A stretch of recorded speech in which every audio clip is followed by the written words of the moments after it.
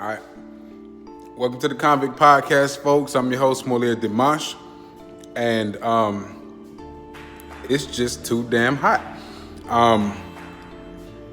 Y'all know I still ain't got no AC in my studio, so I went in there. I started filming this segment, and I said no. I was sweating like a slave in there, and I was dripping. I was dripped out. So we're gonna film this one inside the crib today because my AC works inside my house. So I'm about to. Matter of fact, I forgot to bring my camera stand, but it's on. We're gonna do this one. This is gonna be an exclusive, and they got to fix this AC mañana. So today we're gonna go over the case of Daniel Mace. I got to go back into this furnace and grab my camera stand, and I'm just gonna set up in here and we're gonna do it. So give me a second. All right. So today's case is gonna be about inmate Daniel Mace. First of all, let me just let y'all know, Facebook, I can't rocks with you like that there. I've been a part of these Facebook groups, and yesterday I got out of all of them. I don't want anybody to be upset with me for that, but man, I can't. I'm not gonna be in there debating all of these know-it-alls. You know what I mean? Like somebody had the nerve to tell me, of all people, yesterday that I don't know what a 1983 is, right? I mean, that's how much they know. So, it's to the point where it's like, okay, I can see it from a mile away. When you have these folks in these groups and everybody knows every single thing, that's a recipe for stagnation, folks.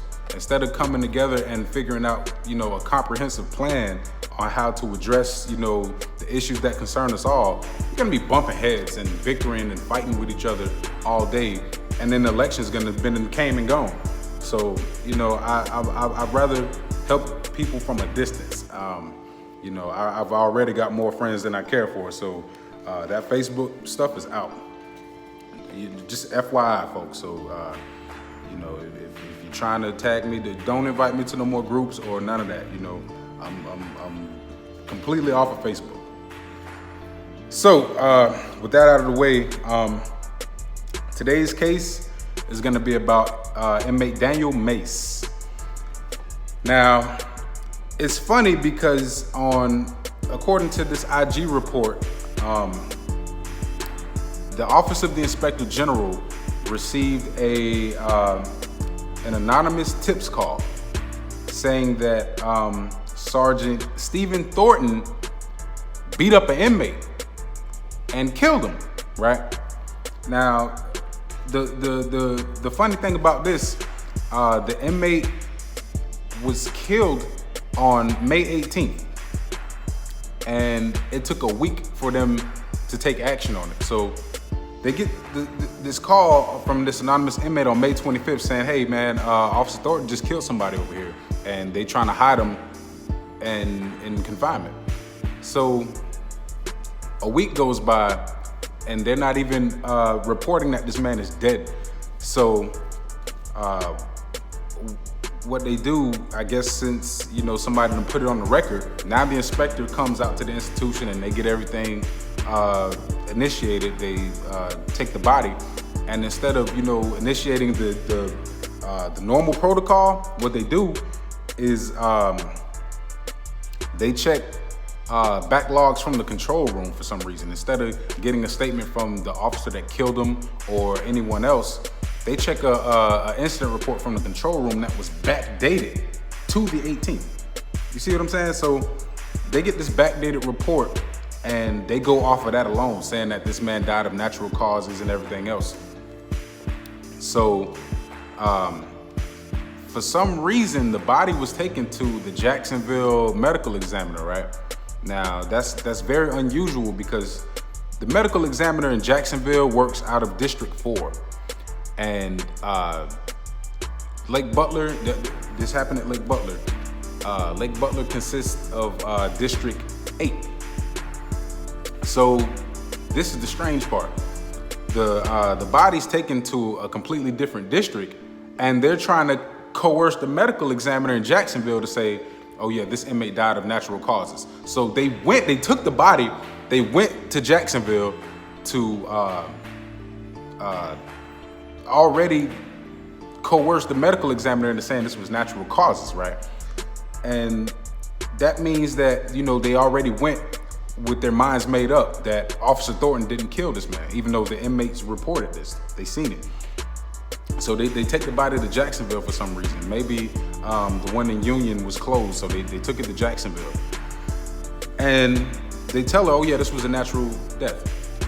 So the medical examiner in Jacksonville is like, hell no, I can't rule this as a natural death. You don't see this, that, and the third. Like the medical examiner pointed out a whole bunch of stuff and let them know there's no way this was natural.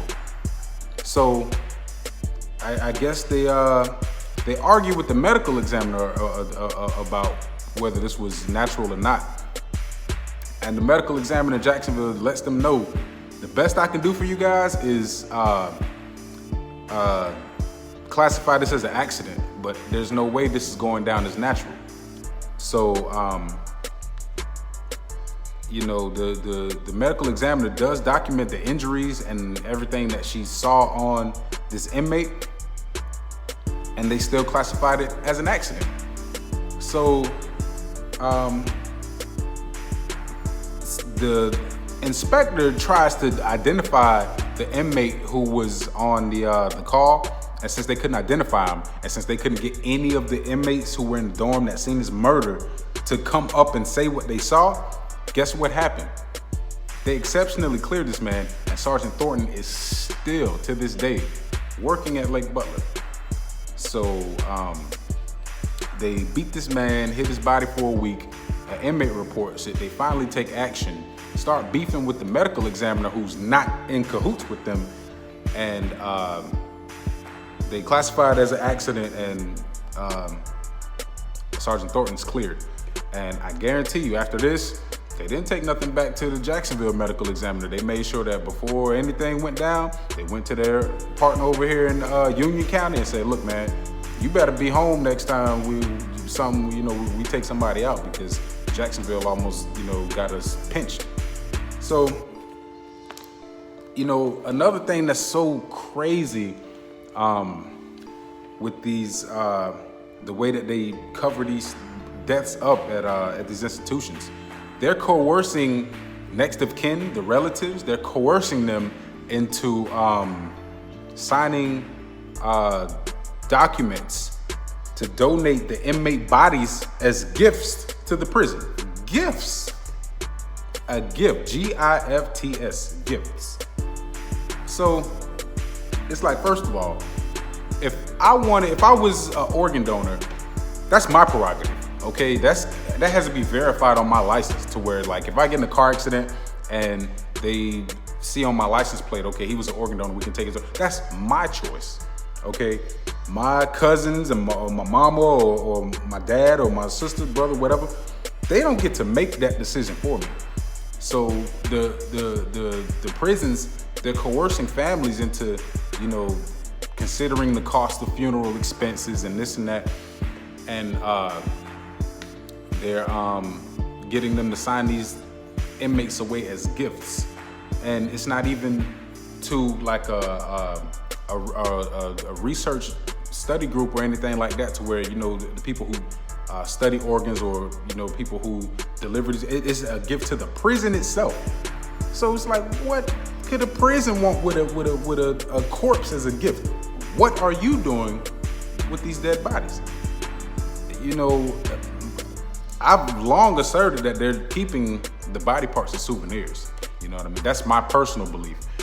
But aside from that, what else could a prison do with a dead body? They're not giving they're not using these organs to treat inmates at all. They're not even, they're not even capable of that kind of surgery. They don't have doctors. when you look at the incident that happened with Otis Miller, he was treated by a foot doctor. Okay, that's the best they can do. They got a doctor that, gives out insoles for shoes, trying to treat a man for traumatic brain injury and things of that nature. I mean, no, these and 99% of them aren't even doctors. You know what I mean? They're different. They're in the medical field, but they're not real doctors. They're foot doctors or RNs and things of that nature, but no doctors. I don't think I've ever seen one actual MD in the Department of Corrections. So they're coercing these families to sign these inmates over as gifts after they cover up the murder. That's the perfect crime. I mean, if you can kill a person, keep the body, and get the family to sign away the rest of that person's existence to you, shit. Who's to say what's gonna happen with that body? You can cremate that body and get rid of it forever. You can. And there's so many things, but that's just part of the scheme, folks. What I'm gonna do, I'm gonna make sure that I comb through every one of these reports and, zero in on the disposition of the decedents, and I'll be able to inform you guys about more of the cover-up aspect of these homicides. So, the fact that they're keeping the bodies for a week before reporting it, and they're getting tripped up, taking it to medical examiners that's not in their little group, and the fact that they're getting families to sign away these bodies as gifts. What type of relative would do that anyway? That's a whole nother issue, but I'm gonna keep on exposing it. Hopefully I can get my air conditioner fixed so that my segments are a little more the way you guys are used to seeing them. But man, it was just too damn hot in my studio today, folks. It was unusually hot. So it was almost like the heater was on, but there's no unit in there. So I'll get that taken care of. But maybe the next couple of episodes, we're gonna have to do it in the house, because this is a lot more comfortable for me. So y'all stay tuned. And for those of you guys who I've interacted with on Facebook, remember, that's over. I don't use Facebook. I'm authorized to run political ads for the upcoming elections. So that's the only reason I'm gonna have it. I do have an Instagram, folks, in case y'all didn't know. I am on Instagram. You can hit me up there. Otherwise, contact me here on YouTube. My email address is in a lot of the videos, so reach out to me that way. No more Facebook.